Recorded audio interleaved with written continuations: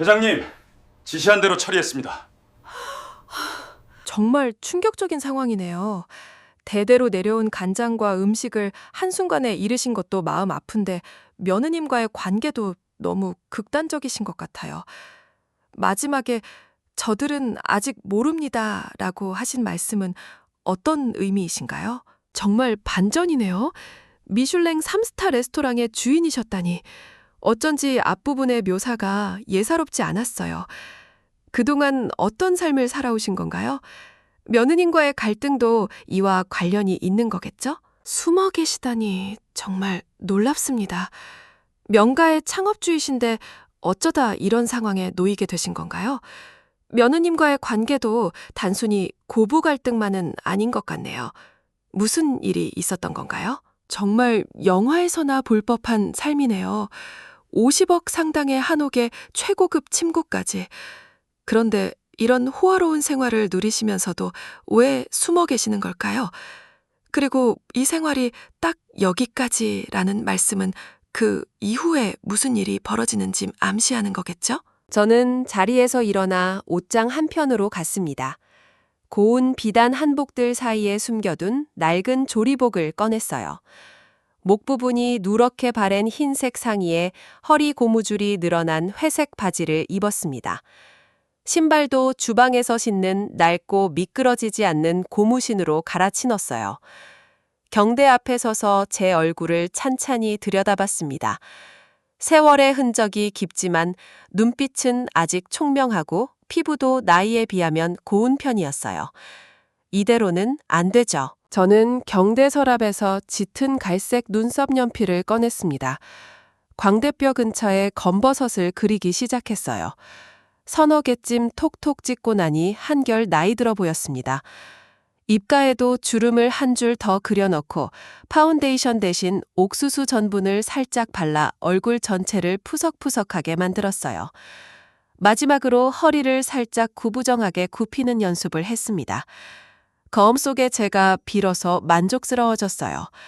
김 회장, 오늘도 장금이 놀이 시작해볼까? 저는 속으로 제 자신에게 인사를 건넸습니다. 이게 제 아침 루틴이에요. 매일 새벽마다 부자에서 가난한 주방 할머니로 변신하는 거죠. 제가 이렇게 신분을 숨기게 된 데는 이유가 있습니다. 12년 전 남편이 세상을 떠나고 저 혼자 식당을 꾸려가게 됐을 때 일이었어요. 상속세 폭탄이 터졌고 식당의 비법과 명성을 노리는 세력들이 꿈틀거렸습니다. 친척이란 친척은 다 달려들어 지분을 내놓으라고 협박했죠. 남편의 조카는 아예 소송을 걸어왔어요. 저는 밤잠을 설치며 고민했습니다. 이 명가를 지키려면 어떻게 해야 할까? 결국 제가 키운 수제자 박 부장을 지배인으로 내세우고 제 이름은 서류에서 모두 지웠습니다. 그렇게 김정숙이라는 이름은 세상에서 사라졌고 대신 명가의 주방 구석을 떠도는 이름 없는 할머니가 태어난 거였어요. 처음엔 불편했습니다. 내 식당인데 내 행세를 못하다니. 젊은 요리사들이 저를 밀치고 지나가도 무시해도 꾹 참아야 했어요. 한 번은 새로운 파티시에가 제 발을 밟고도 사과 한마디 없이 가버린 적도 있었습니다. 그때는 정말 소리 지르고 싶었어요. 하지만 시간이 지나자 오히려 자유로워졌습니다. 아무도 저를 회장님이라 부르지 않으니 식당의 진짜 민낯을 볼 수 있게 된 거예요. 손님 앞에서는 웃고 뒤에서는 욕하는 직원, 식자재를 몰래 빼돌리는 구매팀장, 주방에서는 농담 따먹기나 하는 슈헤프까지. 제가 회장 명함을 들고 다녔다면 절대 보지 못했을 것들이었습니다. 저는 그렇게 이 식당의 암행어사가 됐어요. 저는 오늘도 어김없이 식당 후문으로 향했습니다. 식자재 납품 차량이 드나드는 곳이었죠. 경비실에 들어서자 이 반장이 반갑게 맞아줬어요. 60을 넘긴 그는 저보다 10살이나 어리지만 저를 늘 어르신으로 대접했습니다. 경비실 안에는 작은 전기포트와 믹스커피 봉지가 놓여 있었어요. 할머니, 오늘도 제일 먼저 출근하셨네요. 집보다 여기가 가깝잖소. 저는 믹스커피를 받아들며 능청스럽게 대답했습니다. 잠이 없어서 그래. 나이 먹으면 다 이렇게 돼. 이 반장은 고개를 끄덕이며 식당 소식을 늘어놓기 시작했어요. 새로운 홀 매니저가 성질이 보통이 아니라느니, 발레 파킹 직원이 손님과 시비가 붙어 뺨을 맞았다느니, 지난주 주말에 예약이 엉켜 큰 소동이 있었다느니 하는 이야기들이었죠. 저는 커피를 홀짝이며 그 이야기들을 머릿속에 차곡차곡 정리했습니다. 이게 바로 제 정보망이에요. 사장실에 앉아서는 채소 다듬는 작업대가 제 지정석입니다. 주방 입구 옆에 있어서 오가는 직원들을 한눈에 볼 수 있거든요. 저는 눈을 반쯤 감은 척하면서 그들을 살폈어요. 조리복 단추를 풀어 헤친 인턴, 슬리퍼를 질질 끌고 다니는 홀 서빙 직원, 입에 이쑤시개를 물고 들어오는 주방 보조. 저는 앞치마 주머니에서 작은 수첩을 꺼내 조용히 적어 내려갔습니다. 그때 한 장면이 제 눈에 들어왔어요. 새로운 듯한 젊은 소믈리에가 나이 든 손님에게 짜증을 내고 있었습니다.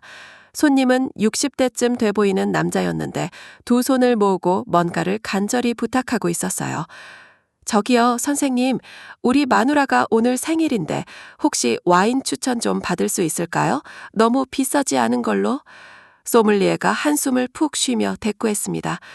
고객님, 메뉴판에 와인 리스트 다 있습니다. 보시고 고르세요. 일일이 다 설명해 드릴 수 없습니다. 소믈리에의 목소리에는 짜증이 잔뜩 묻어 있었습니다. 손님은 무안한 듯 고개를 숙이고 물러났고 소믈리에는 혀를 차며 사라졌어요. 저는 수첩에 적었습니다. 소믈리에 최민규 서비스 교육 필요. 내 식당에서 손님이 저런 대접을 받다니 가슴이 답답했습니다. 하지만 당장 뛰어가서 소리칠 수는 없었어요. 정체가 들통나면 모든 게 수포로 돌아가니까요. 저는 꾹 참고 수첩에만 적어뒀습니다. 오전 10시쯤 저는 주방 보조들의 휴게실로 향했습니다. 지하 1층 창고 옆에 있는 좁은 방이에요. 문을 열고 들어서니 훅 하고 습한 공기가 얼굴을 때렸습니다. 제습기가 고장난 지 벌써 일주일째였거든요. 휴게실에는 다른 아주머니 두 분이 땀을 뻘뻘 흘리며 앉아 계셨어요. 아이고, 정수건이 오셨어요? 여기 앉아요. 저는 빈자리에 앉으며 물었습니다. 제습기 아직도 안 고쳤어요? 시솔팀에 말해도 소용없어. 맨날 바쁘다고만 하지. 우리가 뭐 사람 대접이나 받나? 저는 속으로 부글부글 끓어올랐어요. 바쁘다고? 이 습한 곳에서 곰팡이라도 피면 어쩌려고. 저는 화장실에 간다는 핑계로 자리를 피해 박 부장에게 문자를 보냈습니다. 시설팀장, 주방 보조 휴게실 오늘 중으로 교체 안 하면 각오해. 5분도 안 돼서 시설팀장이 땀을 뻘뻘 흘리며 휴게실로 뛰어왔습니다. 새 제습기 상자를 들고 와서 허둥지둥 설치하더군요. 아주머니들이 어리둥절해하며 서로 얼굴을 쳐다봤어요. 저는 복도에서 그 모습을 훔쳐보며 입꼬리가 올라갔습니다. 이 맛에 암행을 하는 거죠. 점심시간에는 직원 식당으로 갔습니다. 5,000원짜리 백반을 받아 구석자리에 앉았어요. 맛이 형편없었습니다. 반찬이 부실하고 국은 맹물 같았어요. 식사를 마친 저는 잔반대 쪽으로 슬슬 걸어갔습니다. 식판을 내려놓는 척하면서 잔반통을 힐끗 살폈어요. 고기 반찬은 거의 없고 콩나물이나 무생채만 잔뜩 버려져 있었습니다. 직원들이 고기를 안 먹었을 리가 없죠. 애초에 식단에 제대로 안 나왔다는 뜻이에요. 분명히 예산은 넉넉히 책정해줬는데 왜 이 모양일까? 영양팀장 이름을 수첩에 적었습니다. 식당 식자재 횡령 의심 조사 필요. 복도에서 박 부장과 마주쳤습니다. 멀리서 저를 발견한 그가 흠칫 놀라며 다가왔어요. 반사적으로 허리를 숙이려는 게 보였습니다. 저는 눈을 부라렸어요. 박 부장이 즉시 알아차리고 연기를 시작했습니다. 할머니, 길 좀 비키세요. 박 부장이 투명스럽게 말하며 저를 스쳐 지나갔습니다. 저는 뒤에서 투덜거렸어요. 아휴, 요즘 젊은 것들은 어른 공경할 줄을 몰라. 근처에 있던 직원이 저를 힐끗 보고 피식 웃었어요. 저도 속으로 웃었습니다. 오후 2시쯤 휴대폰이 울렸습니다. 아들 민준이었어요. 제 목소리를 듣자마자 아들이 말했습니다. 엄마, 장인어른이 오늘 저녁에 식사하러 오신대. 엄마 일하는데 명가로. 저는 눈을 껌뻑였습니다. 사돈이 내 식당에 온다고? 그런데 엄마, 수연이가 엄마 오는 거 별로 안 좋아해서 그냥 주방에만 계시면 안 될까? 아들의 목소리가 기어들어갔습니다. 저는 명절에 찾아가면 인상을 찌푸리던 그 표정, 촌스럽다며 제가 해간 음식을 버리던 그 손짓이 생생하게 떠올랐습니다. 한 번은 제가 직접 담근 매실장아찌를 가져갔는데 며느리가 냄새난다며 통째로 음식물 쓰레기통에 버렸죠. 그때 느꼈던 서러움이 다시 차올랐습니다. 그래, 알았다. 근데 사돈 오시는데 그냥 있을 수는 없지. 내가 특별한 요리 하나 준비해서 갈게. 전화를 끊고 저는 작업대 의자에 한참을 앉아 있었습니다. 주먹을 꽉 쥐었어요. 손톱이 손바닥을 파고들어 아팠지만 그 아픔이 오히려 정신을 번쩍 들게 했습니다. 내 식당에 내가 가는데 누가 막아? 저는 속으로 되뇌며 자리에서 벌떡 일어났습니다. 가슴속에서 무언가가 끓어오르고 있었어요. 오늘 저녁 전쟁이 시작될 것 같았습니다. 집에 돌아오자마자 저는 안방 장롱 깊숙한 곳으로 향했습니다. 바닥을 드러내자 숨겨진 공간이 나타났어요. 그곳에 놓인 작은 오동나무 상자. 비밀번호를 누르자 철컥 소리와 함께 문이 열렸습니다. 안에는 작은 항아리가 하나 있었어요. 저는 그 항아리를 조심스럽게 꺼냈습니다. 항아리 뚜껑을 열자 진한 장 냄새와 함께 세월의 향기가 풍겨왔습니다. 100년 묵은 씨간장이었습니다. 제 할머니, 그러니까 조선의 마지막 주방 상궁의 제자셨던 분이 물려주신 것을 저희 어머니가 그리고 제가 물려받은 거였죠. 돈으로 환산할 수 없는 명가의 보물이자 제 자존심이었습니다. 저는 간장을 작은 종지에 따라 맛을 봤어요. 깊고 진한 감칠맛이 혀를 감쌌습니다. 남편 생각이 났어요. 이걸 맛볼 때마다 남편이 얼마나 좋아했는지. 우리 정숙이 이거 아껴뒀다가 우리 몸보신할 때 쓰자. 그렇게 말하던 남편의 얼굴이 떠올랐습니다. 하지만 저는 이 간장을 제가 먹으려고 꺼낸 게 아니었어요. 며느리 수연이의 얼굴이 떠올랐습니다. 돈으로 환산할 수 없는 명가의 보물이자 제 자존심이었습니다. 저는 간장을 작은 종지에 따라 맛을 봤어요. 깊고 진한 감칠맛이 혀를 감쌌습니다. 남편 생각이 났어요. 이걸 맛볼 때마다 남편이 얼마나 좋아했는지. 우리 정숙이 이거 아껴뒀다가 우리 몸보신할 때 쓰자. 그렇게 말하던 남편의 얼굴이 떠올랐습니다.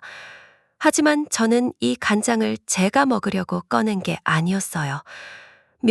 그런데 문제가 생겼어요. 이 귀한 전복초를 어디에 담아가지?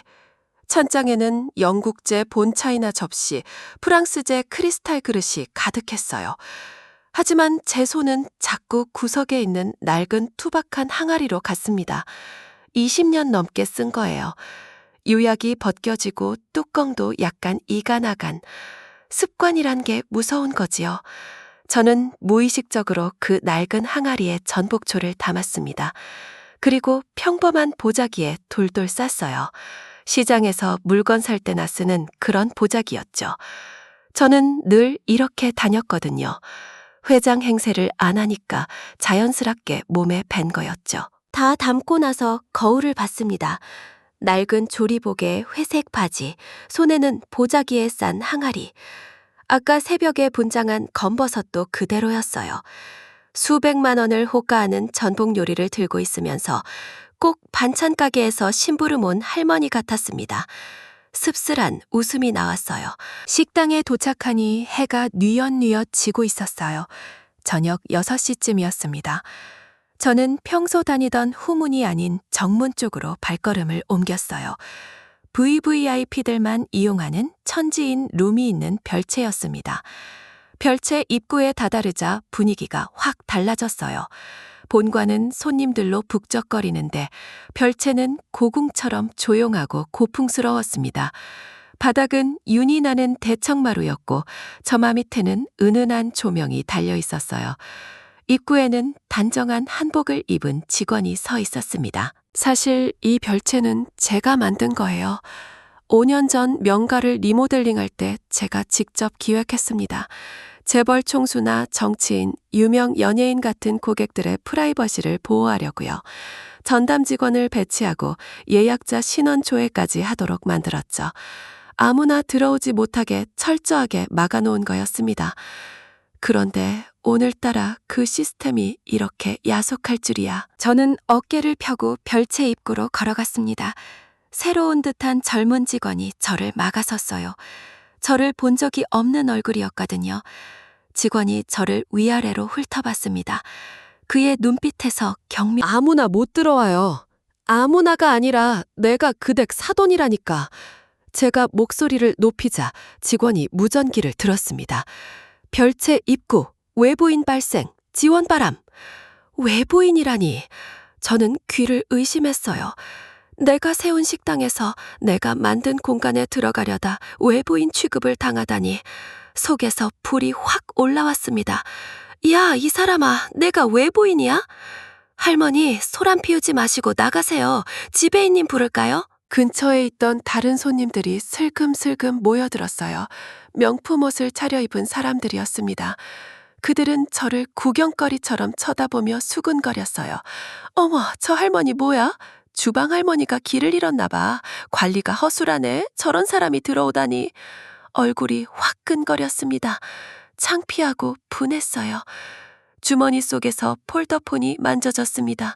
박 부장에게 전화 한 통만 하면 이 상황은 끝나요. 결국 저는 아들 민준에게 전화를 걸었어요. 민준아, 엄마야. 식당 별채 입구인데 못 들어가게 막네. 좀 내려와 줄 수 있어? 5분쯤 지나서 민준이가 허겁지겁 달려왔습니다. 아들의 얼굴은 사색이 되어 있었어요.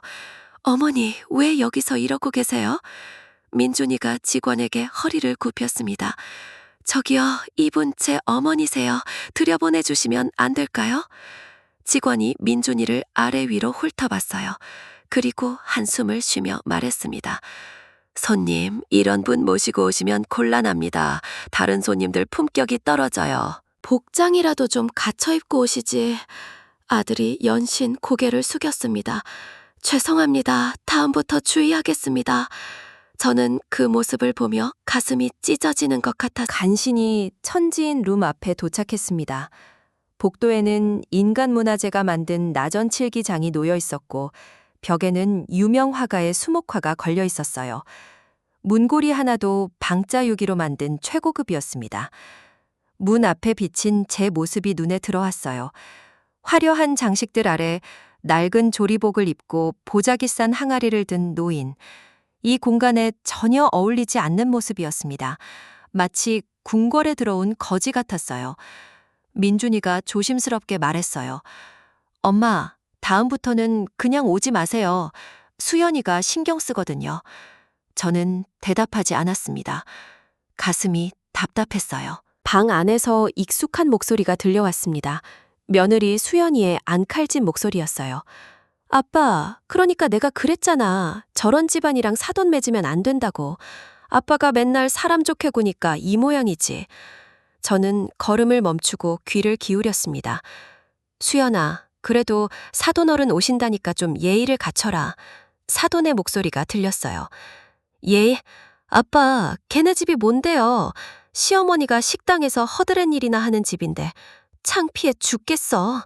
내 인스타 친구들한테 뭐라고 말해요? 나는 심장이 쿵 내려앉았습니다. 멍하니 서 있었어요. 손에 들린 보자기가 갑자기 천근만근 무겁게 느껴졌습니다. 이 안에 100년 묵은 간장으로 만든 돈으로 따질 수 없는 요리가 들었는데 저들 눈에는 그냥 냄새나는 반찬 덩어리로 보이겠구나. 씁쓸함이 목구멍까지 민준이가 제 등을 살짝 밀었습니다. 엄마, 들어가자. 저는 심호흡을 했어요. 떨리는 손으로 문고리를 잡았습니다. 손바닥에 땀이 배어나왔어요. 이 문을 열면 무슨 일이 벌어질까? 예감이 좋지 않았습니다. 복도에서 들린 며느리의 말이 자꾸 귓가에 맴돌았어요. 문을 열자마자 저는 숨이 멎는 줄 알았습니다. 방이 아니라 작은 궁궐 같았어요.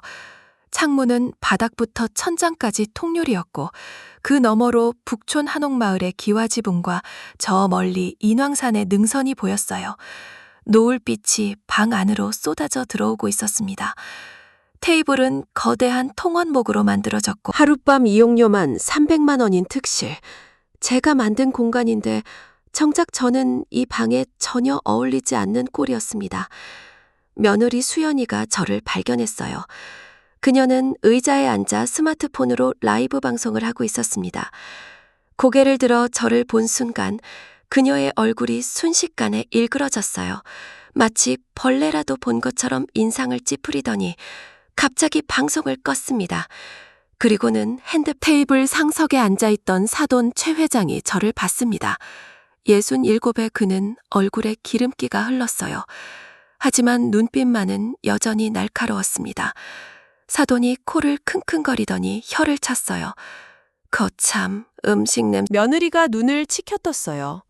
그녀는 마치 더러운 것을 만지듯 손가락 끝으로 보자기를 집어 올렸습니다.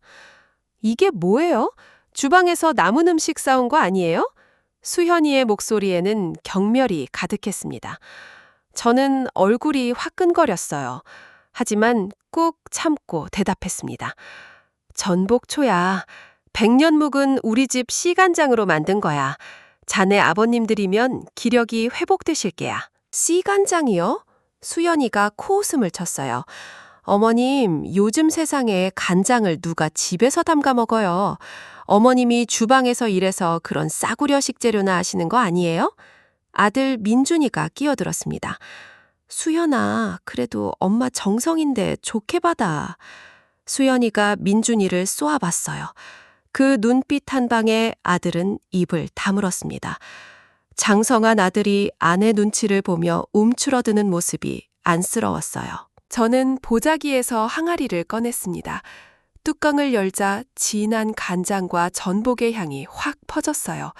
3시간을 정성껏 조린 음식이었습니다. 저는 그 향이 좋았어요. 귀한 음식의 향기니까요. 하지만 사돈의 반응은 달랐습니다. 최 회장이 코를 막고 헛구역질을 하기 시작했어요. 이게 무슨 퀴퀴한 냄새야. 이런 고급 식당에서 이런 냄새가 나면 어떡해? 수현이가 벌떡 일어났습니다. 아우, 냄새! 당장 치워요. 우리 아빠 비위 약하시다고요. 그녀가 제 팔을 확 쳤어요. 예상치 못한 충격이었습니다. 손에 들고 있던 항아리가 허공으로 날아갔어요. 항아리가 바닥에 부딪히며 둔탁한 소리를 냈습니다. 뚜껑이 열리면서 갈색 전복초가 콸콸 쏟아졌어요. 3시간 동안 정성껏 졸인 그 귀한 요리가 차가운 대청마루 바닥으로, 그리고 수연이의 의자에 수연이가 비명을 질렀습니다. 그녀는 자기 가방을 내려다보며 눈이 뒤집어졌어요. 내 가방! 내 버킨백! 저는 그제야 수연이의 가방을 봤습니다. 악어 가죽으로 만든 하얀색 명품 가방이었어요. 3천만 원이라는 말에 저는 귀를 의심했습니다. 가방 하나가 3천만 원. 저는 평생 그런 가방이 있는 줄도 몰랐어요. 하지만 그보다 더 큰 충격은 따로 있었습니다. 평생 채소 다듬어도 못 갚는다고? 며느리가 저를 밀쳤어요. 두 손으로 저는 바닥에 엎드려 깨진 항아리 조각을 주었습니다. 손가락이 떨렸어요. 100년 묵은 간장, 할머니와 어머니의 혼이 담긴 보물이 저렇게 바닥에 버려져 있었어요. 하지만 저는 간장이... 그때 방 문이 열렸습니다. 홀 직원이 들어왔어요. 제가 아침에 서비스 교육이 필요하다고 적었던 그 소믈리에였습니다. 그가 저를 보고 깜짝 놀랐어요. 바닥에 주저앉아 항아리 조각을 줍고 있는 제 모습을 본 거였죠. 어머, 할머니, 여기서 왜 이러고 계세요? 수연이가 그 직원에게 날카롭게 소리쳤습니다. 당신, 빨리 와서 이거 안 닦고... 그 직원은 어쩔 줄 몰라 하며 저와 수연이를 번갈아 봤어요. 저는 고개를 저었습니다. 괜찮다고, 그냥 치워달라고. 그는 안타까운 표정으로 바닥을 닦기 시작했어요. 저는 무릎을 털고 일어섰습니다. 온 몸이 떨렸어요. 분노인지 서러움인지 모르겠습니다. 아마 둘 다였을 거예요. 아들 민준이가 제 팔을 잡았습니다. 그리고 제 귀에 대고 속삭였어요. 목소리가 떨리고 있었습니다. 엄마, 제발 좀 가세요. 나중에 연락할게요. 지금은 그냥 가. 응? 엄마, 부탁이야. 저는 아들의 얼굴을 봤어요. 민준이는 눈을 마주치지 못하고 고개를 숙이고 있었습니다. 눈가가 빨갛게 충혈되어 있었어요. 그 모습이 어린 시절 잘못을 저지르고 혼날 때랑 똑같았습니다. 40 가까운 장성한 아들이 아직도 제 앞에서는 어린아이 같았어요. 저는 아무 말도 하지 못했습니다. 아들이 제 등을 밀었어요. 저는 비틀거리며 방을 나왔습니다. 뒤에서 문이 탁 닫히는 소리가 들렸어요. 복도에 혼자 서 있었습니다. 다리에 힘이 풀려서 걸을 수가 없었어요. 엉덩이도 아팠고 온 몸이 떨렸습니다. 저는 복도 끝에 있는 의자에 가서 털썩 주저앉았어요. 손을 내려다봤어요. 항아리 조각을 줍다가 베인 건지 손바닥에 피가 맺혀 있었습니다. 저는 그 피를 멍하니 바라봤어요.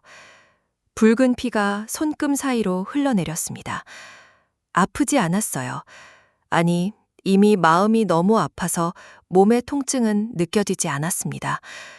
주먹을 꽉 쥐었습니다. 손톱이 손바닥을 파고들었어요. 눈물이 차올랐지만 저는 꾹 참았습니다. 이런 곳에서 올 수는 없었어요. 평생 채소 다듬어도 못 갚는다고?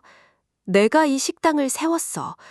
이 별채 인테리어도 내가 결제했고, 네가 들고 있는 그 3천만 원짜리 가방보다 이 식당 숟가락 하나가 더 비싸. 마음속으로 외쳤지만 입 밖으로는 아무 말도 나오지 않았습니다. 복도 저편에서 다른 직원들이 오가고 있었어요. 그들은 저를 힐끗 보고 지나갔습니다. 그들 눈에 저는 그냥 초라한 노인이었겠죠. 명가의 별채에 어울리지 않는 누추한 할머니. 저는 떨리는 손으로 주머니를 더듬었습니다. 낡은 폴더폰이 손에 잡혔어요. 차가운 플라스틱 표면이 손끝에 닿았습니다. 이 전화 한 통이면 모든 게 끝납니다. 박 부장을 부르면 저들은 땅이 꺼지게 사과할 거예요. 아니, 사과하는 정도가 아니라 무릎을 꿇고 빌겠죠. 하지만 저는 폴더폰을 다시 주머니에 넣었습니다.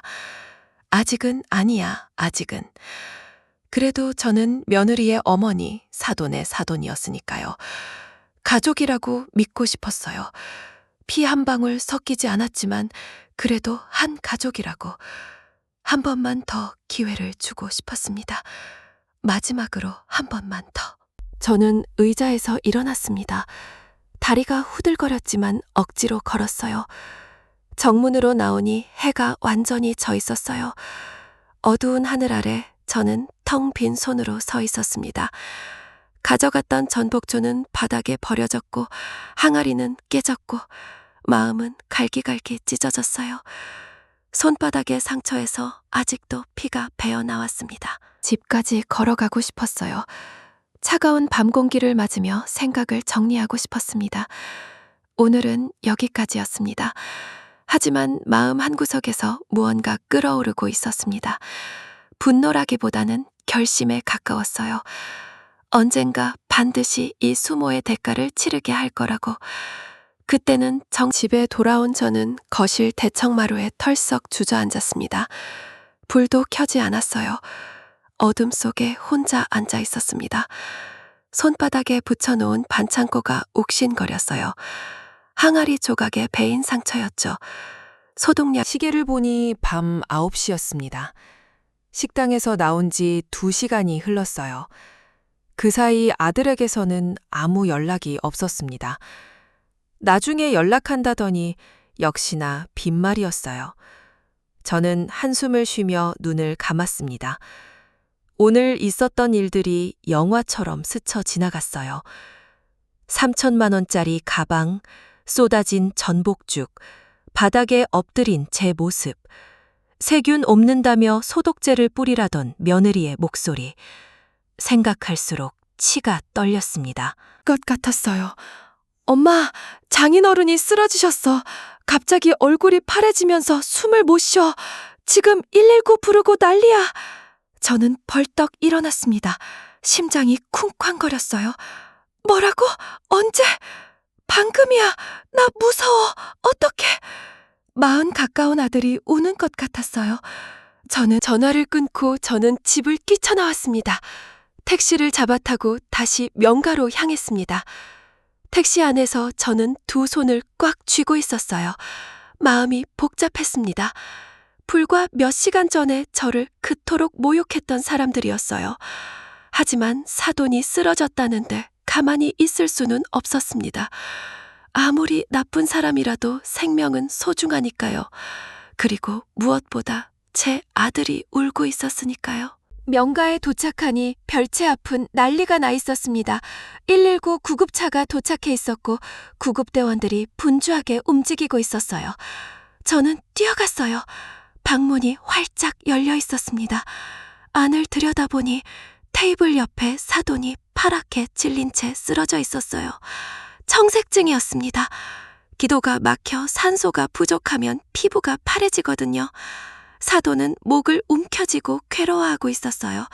입에서는 거친 숨소리가 새어나왔습니다. 아나필락시스 쇼크였어요. 며느리 수연이는 옆에서 발만 동동 구르고 있었어요. 아빠, 정신 차려요. 아들 민준이는 사색이 되어서 있었습니다. 저는 본능적으로 사돈에게 다가갔어요. 응급처치를 해야 했습니다. 일단 기도를 확보하고 알레르기 반응을 완화시켜야 했어요. 주방으로 뛰어가 식초를 찾았습니다. 그 순간 수연이가 제 손을 확 쳤습니다. 손대지 마요. 당신이 재수 없는 음식 가져와서 우리 아빠가 쓰러진 거잖아. 저는 멈칫했어요. 재수 없는 음식이라니. 어이가 없었지만 대꾸할 시간이 없었습니다. 바로 그때 구급대원들이 들것을 가지고 들어왔습니다. 사돈의 상태를 확인한 구급대원이 소리쳤어요. 쇼크 상태입니다. 혈압 급격히 떨어지고 있습니다. 하지만 베테랑으로 보이는 구급대원이 고개를 저었습니다. 안 됩니다. 환자분 상태가 너무 위중해서 일반 응급실에서는 처치가 어렵습니다. 심장 전문의와 알레르기 전문의가 동시에 있는 특수병원으로 가야 합니다. 헬기 이송이 필요합니다. 헬기요? 네, 사설 응급 헬기를 불러야 합니다. 그런데 비용이 만만치 않을 겁니다. 최소 3천만 원은 선입금해야 헬기가 뜹니다. 3천만 원. 아까 며느리가 자기 가방값이라며 소리쳤던 그 금액이었습니다. 그깟 가방이 사람 목숨값과 같아진 순간이었어요. 소연이가 악에 받쳐 소리쳤습니다. 3천만 원이요? 그거 내면 되잖아요. 내가 낼게요. 소연이가 명품 가방에서 지갑을 꺼냈어요. 기계적인 음성이 방 안에 울렸어요. 순간 모든 게 멈춘 것 같았습니다. 소연이의 얼굴이 하얗게 질렸어요. 뭐야? 이거 왜 이래? 잠깐만요. 다른 카드로 할게요. 소연이가 다른 카드를 꺼냈어요. 금색 카드였습니다. 저는 이상한 느낌이 들었습니다. 뭔가 큰 문제가 있는 거였어요. 아들 민준이가 다가왔습니다. 수연아, 무슨 일이야? 왜 카드가 안 돼? 수연이가 입술을 깨물었어요. 그때 바닥에 쓰러져 있던 사돈 최 회장이 힘겹게 입을 열었습니다. 수연아, 그만해라. 다 소용없어. 아빠, 무슨 소리야? 최 회장이 눈을 감았습니다. 힘겹게 말을 이었어요. 회사 넘어갔다. 지난달에 어음부도 났어. 방 안이 얼어붙었습니다. 어음부도. 사돈 회사는 중견 유통회사 사장이었어요. 직원이 200명이 넘는다고 자랑하던 회사였습니다. 며느리가 항상 친정 자랑을 하던 그 회사가 부도가 났다고요? 아들 민준이가 충격을 받은 표정으로 물었습니다. 장인어른, 그게 무슨 말씀이세요? 회사 잘 된다고 하셨잖아요. 다 거짓말이야. 3년 전부터 기울기 시작했어. 빚으로 버텼는데 결국 터진 거야. 미안하다. 저는 그제야 모든 것이 이해가 됐습니다. 이 호화로운 식사, 3천만 원짜리 가방, 명품 옷들, 그게 다 빚으로 쌓은 모래성이었던 거예요. 저를 그토록 무시하고 깔보던 사람들이 실은 저보다 훨씬 가난했던 겁니다. 아니, 빚더미에 앉아 있었던 거예요. 수연이가 바닥에 주저앉았어요. 아빠, 그럼 우리 집은, 내 통장은 다 어떻게 된 거야? 압류 들어갔어. 남은 건 구급대원이 난처한 표정으로 말했습니다. 보호자분, 그럼 헬기 이송이 어렵습니다. 규정상 어쩔 수가 없어요. 일반 병원으로 가야 하는데 환자분 상태로는 장담하기 어렵습니다. 그 말은 높은 확률로 수연이가 벌떡 일어났습니다. 그리고 갑자기 저를 가리켰어요. 저 사람한테 받아요. 시어머니한테요. 저는 깜짝 놀랐습니다. 수연이가 저에게 다가왔어요. 눈이 충혈되어 있었고 머리카락은 헝클어져 있었습니다. 어머님, 돈 있잖아요. 숨겨둔 쌈짓돈 있잖아요. 그거 내놓으세요. 아니, 제발 내놓아 주세요. 부탁이에요. 수연이의 태도가 180도 바뀌어 있었어요. 몇 시간 전 저를 밀치고 세균 취급하던 사람이 지금은 제게 매달리고 있었습니다. 존댓말까지 쓰면서요. 어머님이 평생 모은 돈 있을 거 아니에요? 제발요. 당신 아들이 모시는 장인이에요. 우리 아빠 살려야죠. 구급대원이 저를 훑어봤어요. 낡은 조리복, 회색 바지, 위에서 아래로 천천히 훑어보더니 그의 눈에 경멸이 스쳤습니다. 기초수급자라니. 이 식당이 통째로 내 것인데 이 식당 직원 월급 주는 사람이 난데 기초수급자 취급을 받다니. 웃음이 나올 뻔했지만 저는 표정을 감췄습니다. 수연이가 제 멱살을 잡았습니다. 저는 수연이의 손을 뿌리치지 않았어요. 그냥 가만히 서 있었습니다. 수연이의 눈물이 제 조리복 위로 떨어졌어요. 몇 시간 전 세균 취급하며 소독제로 닦으라고 하던 여자가 지금은 제 낡은 옷을 붙잡고 울고 있었어요. 세상 참 아이러니했습니다. 그때 아들 민준이가 달려왔어요. 수연아, 그만해. 네가 매일 무시하고 구박하던 사람한테 이제 와서 돈 내놓으라고?